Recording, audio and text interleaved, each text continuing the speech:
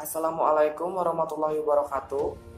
Kami dari kelompok 4 akan mempresentasikan analisis akuntansi biaya PT Garuda Food Putra Putri Jaya Tbk.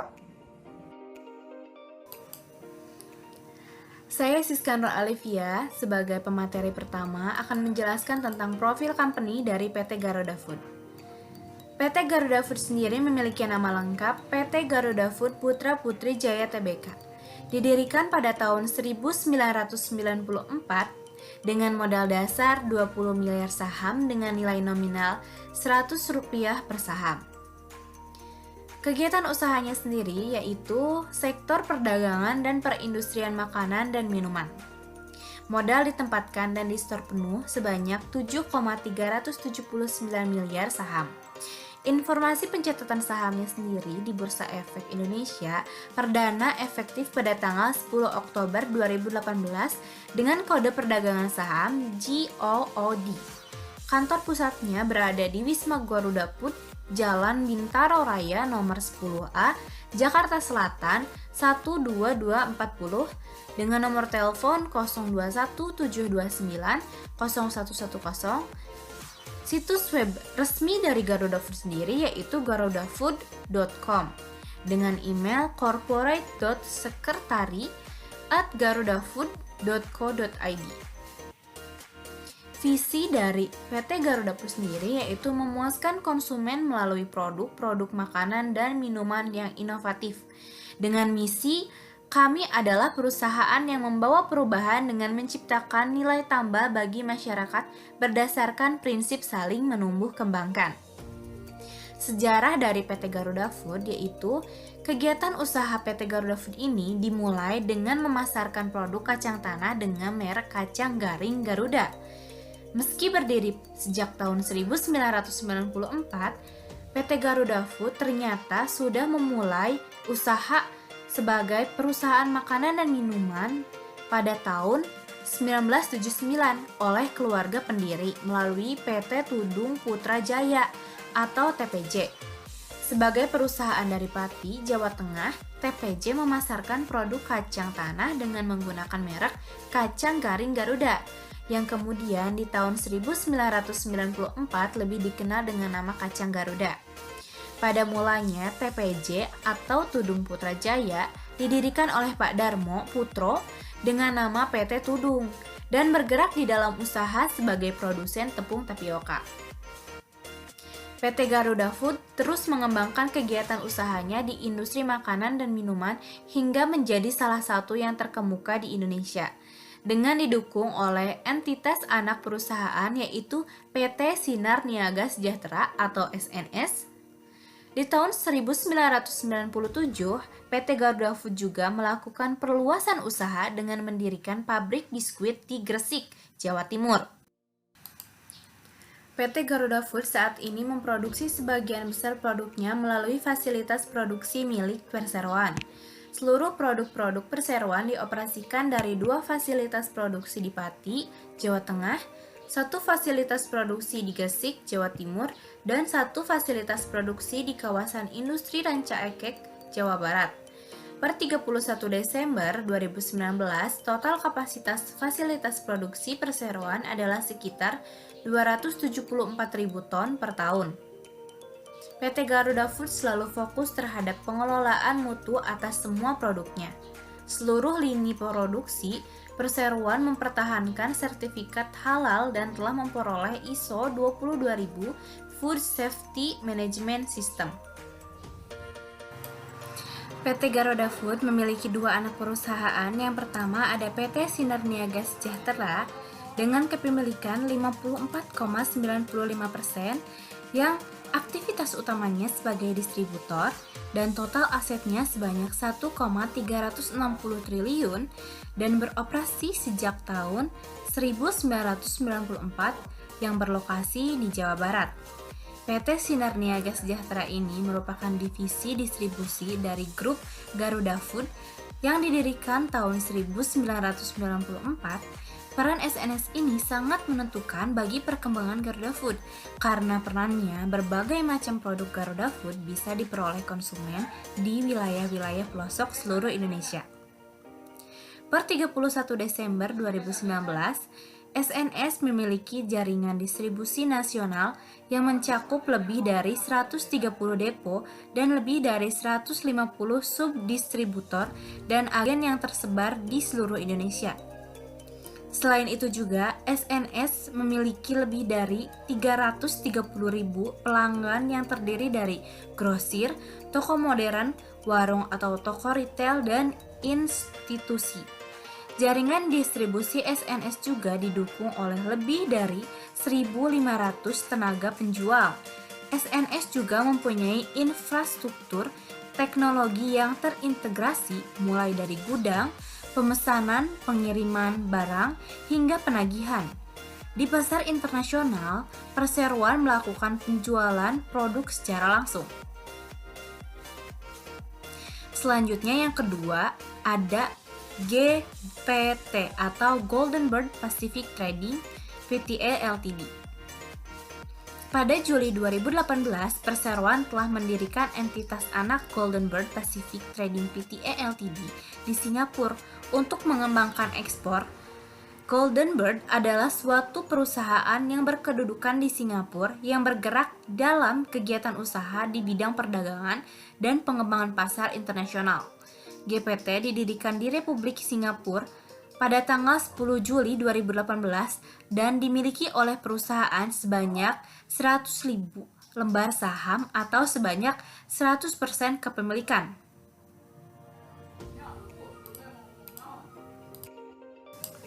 Kebijakan akuntansi di PT Garuda Food pada tanggal 1 Januari 2019, PT Garuda Food menerapkan pernyataan standar akuntansi keuangan dan interpretasi standar akuntansi keuangan baru dan revisi yang efektif sejak tanggal tersebut. Perubahan kebijakan akuntansi PT Garuda Food telah dibuat seperti yang diisyaratkan sesuai dengan ketentuan transisi dalam masing-masing standar dan interpretasi. Penerapan standar dan interpretasi yang baru dan direvisi berikut ini tidak menghasilkan perubahan besar terhadap kebijakan akuntansi PT Garuda Food dan tidak memiliki dampak material pada jumlah yang dilaporkan untuk tahun keuangan saat ini atau sebelumnya. Berikut ini standar akuntansi yang efektif sejak tanggal tersebut. Yang pertama ada ISAK nomor 33 tentang transaksi valuta asing dan imbalan di muka. Yang kedua ada ISAK nomor 34 tentang ketidakpastian dalam perlakuan pajak penghasilan. Yang ketiga, amandemen PSAK nomor 24 imbalan kerja, amandemen curtailment atau penyelesaian program. Yang keempat, amandemen PSAK nomor 22 tentang kombinasi bisnis. Yang selanjutnya, amandemen PSAK nomor 26 tentang biaya pinjaman. Yang selanjutnya ada amandemen PSAK nomor 46 tentang pajak penghasilan. Yang terakhir amandemen PSAK nomor 66 tentang pengaturan bersama.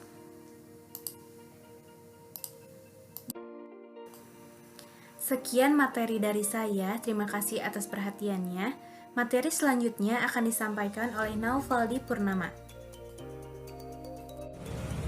Selanjutnya ada struktur organisasi perusahaan. Dewan komisaris dibagi menjadi dua,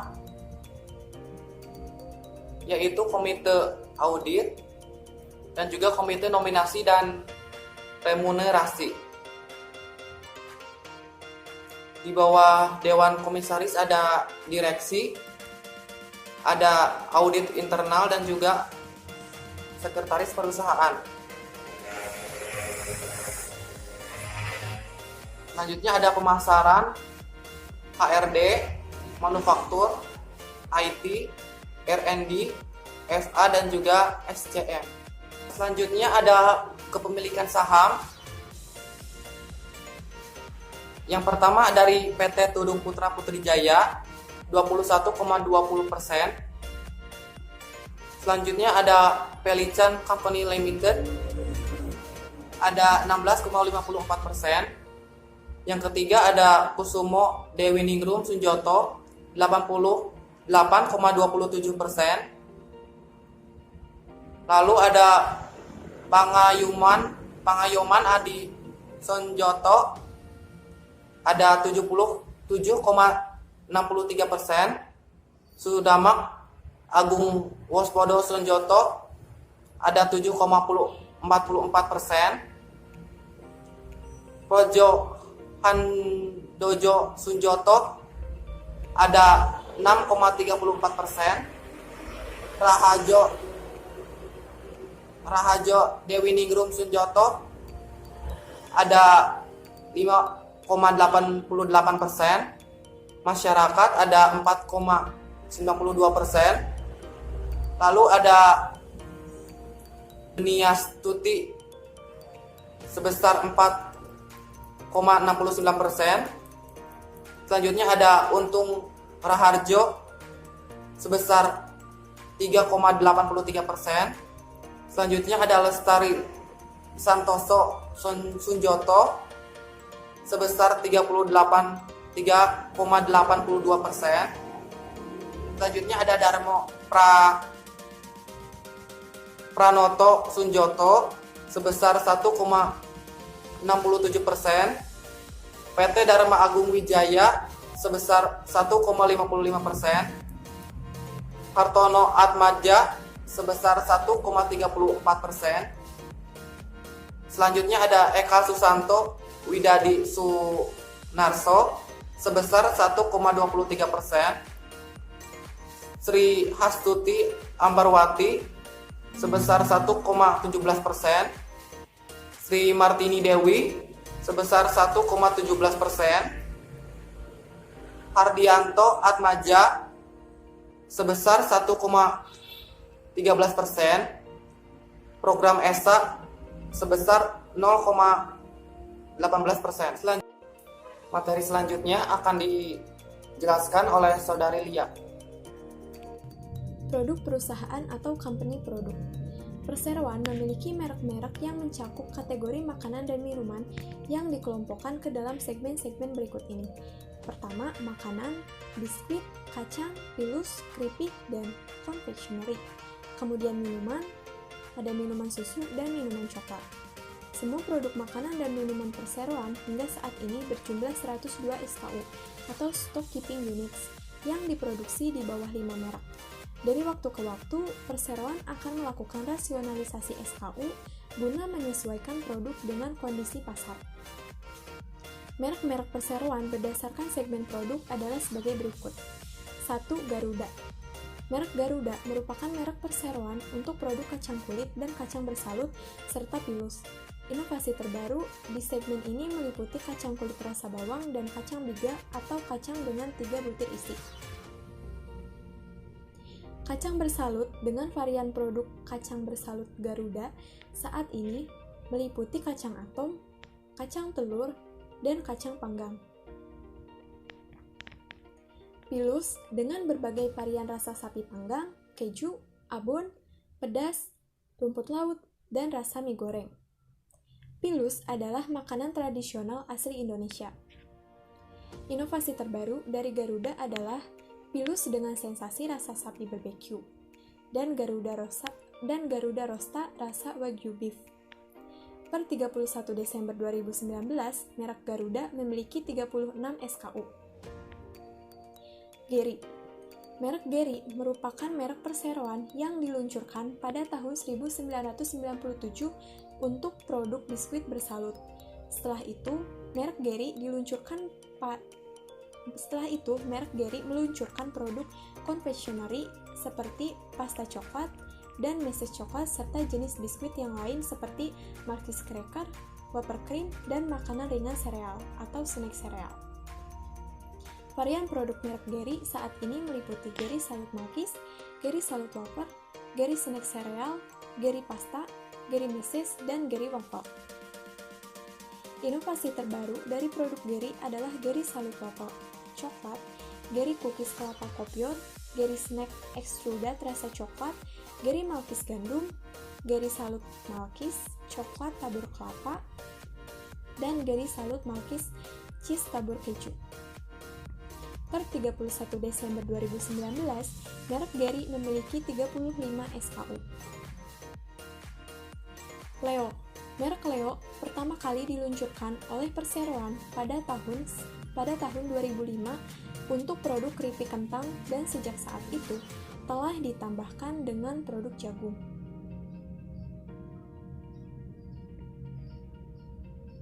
Varian produk merek Leo saat ini meliputi keripik kentang rasa ayam original, sapi panggang, dan rumput laut, serta popcorn instan rasa mentega.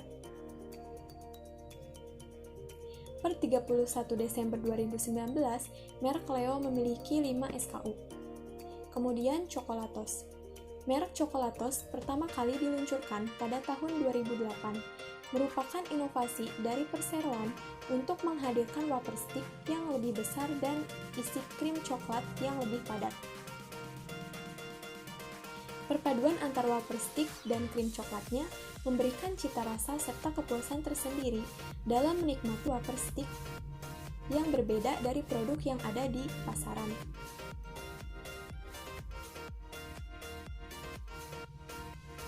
Chocolatos juga telah mengembangkan produknya ke kategori minuman serbuk rasa coklat dan minuman coklat putih green tea latte sebagai inovasi baru di minuman coklat. Kenikmatan coklat dari Italia menjadi keunggulan dari produk Chocolatos ini. Varian produk merek Chocolatos saat ini meliputi Chocolatos Wafer Stick, Chocolatos Drink RTS atau Ready to Serve, Chocolatos Drink RTD atau Ready to Drink, dan Chocolatos Wafer Cream. Pada tahun 2019, Chocolatos mengeluarkan 3 varian produk baru, yaitu Chocolatos Wafer Cream Original, Chocolatos Drink Mochaccino, dan Chocolatos Wafer Stick Keju. Per 31 Desember 2019, merek Chocolatos memiliki 18 SKU. Selanjutnya, Clevo. Merek Clevo pertama kali diluncurkan pada tahun 2009 untuk minuman susu UHT berukuran 125 ml untuk anak-anak. Susu merek Clevo memiliki kandungan tinggi kolin dan kalsium, 2 kandungan gizi yang penting untuk perkembangan otak dan pertumbuhan tulang anak. Varian rasa susu Clevo saat ini meliputi rasa coklat dan stroberi. Pada tahun 2019, Clevo mengeluarkan varian produk baru, yaitu Clevo Ice Cream Coklat. Per 31 Desember 2019, merek Clevo memiliki 3 SKU. Hasil analisis akuntansi biaya. Persediaan dinyatakan sebesar nilai yang lebih rendah antara biaya perolehan atau nilai realisasi neto. Biaya perolehan ditentukan dengan menggunakan metode rata-rata bergerak. Nilai realisasi neto persediaan adalah estimasi harga jual dalam kegiatan usaha biasa dikurangi estimasi biaya yang diperlukan untuk menjual. Penyisihan untuk persediaan usang, jika ada, ditentukan berdasarkan hasil penelaahan terhadap keadaan fisik persediaan pada akhir tahun.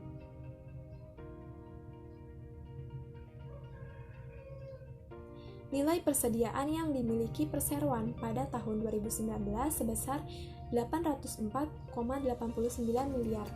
Nilai tersebut mengalami penurunan sebesar 0,71% dari 810,65 miliar pada tahun 2018. Persediaan yang dimiliki perseroan terdiri dari bahan baku, barang dalam proses, barang jadi, bahan kemasan, suku cadang, dan persediaan lainnya.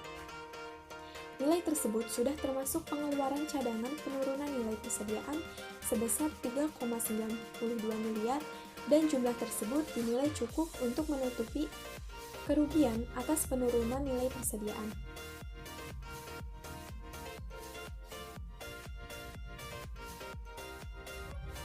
Cadangan penurunan nilai dan keusangan persediaan diestimasi berdasarkan fakta dan keadaan yang tersedia, termasuk namun tidak terbatas kepada kondisi fisik persediaan yang dimiliki, harga jual pasar, estimasi biaya penyelesaian, dan estimasi biaya yang timbul untuk penjualan. Cadangan dievaluasi kembali dan disesuaikan jika terdapat tambahan informasi yang mempengaruhi jumlah yang diestimasi.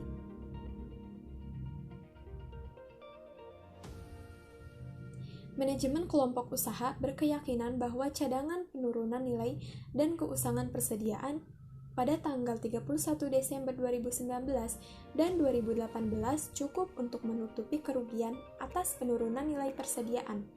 Pada tanggal 31 Desember tahun 2019 dan 2018, persediaan telah diasuransikan terhadap risiko kebakaran dan gempa bumi berdasarkan suatu paket polis asuransi tertentu kepada PT Asuransi Allianz Utama Indonesia,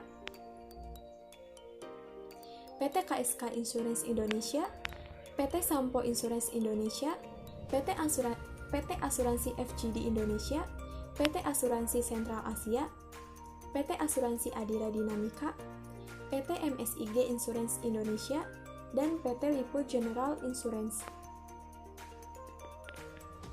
Dengan nilai keseluruhan pertanggungan masing-masing sebesar 960 miliar 10.776.414 rupiah dan 878 miliar 317.876.388 rupiah yang berdasarkan pendapat manajemen kelompok usaha adalah cukup untuk menutupi kemungkinan kerugian atas persediaan yang dipertanggungkan. Pada tanggal 31 Desember 2019 dan 2018 tidak terdapat persediaan yang digunakan sebagai jaminan. Penjualan.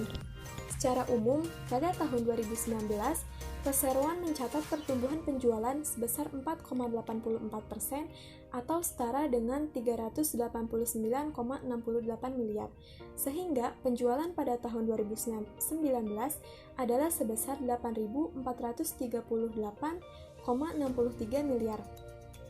Di segmen makanan, penjualan bertumbuh sebesar 299,03 miliar atau naik 4,36% jika dibandingkan tahun 2018. Sedangkan segmen minuman mengalami pertumbuhan sebesar 7,57% atau sebesar 90,67 miliar. Banyak faktor dari luar perseroan yang mempengaruhi nilai pertumbuhan tersebut. Antara lain, munculnya berbagai restoran dan kafe yang akhirnya melahirkan tren konsumen baru, serta adanya persaingan yang ketat dengan kompetitor lokal dan juga perusahaan makanan dan minuman multinasional lainnya. Kendati demikian, kinerja perseroan di sepanjang tahun 2019 tetap baik dan angka di atas juga menunjukkan adanya pertumbuhan yang positif.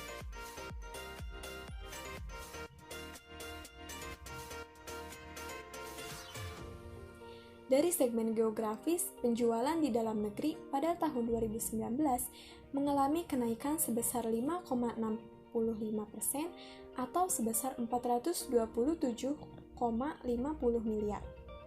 Namun, untuk penjualan ekspor Garuda Food di tahun 2019 mengalami penurunan sebesar 7,77% jika dibandingkan dengan tahun 2018. Hal ini karena diberlakukannya hambatan non-tarif di beberapa negara yang disasar untuk ekspor.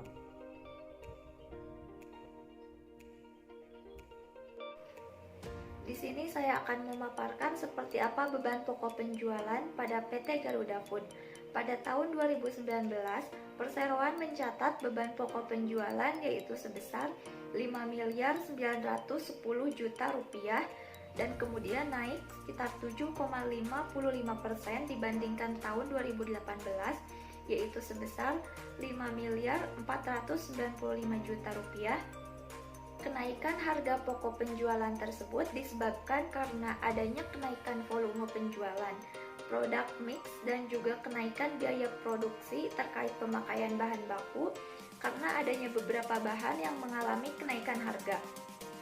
Pemakaian biaya bahan baku mengalami penurunan sebesar 12,15 miliar atau sekitar 0,34% dibandingkan dengan tahun sebelumnya.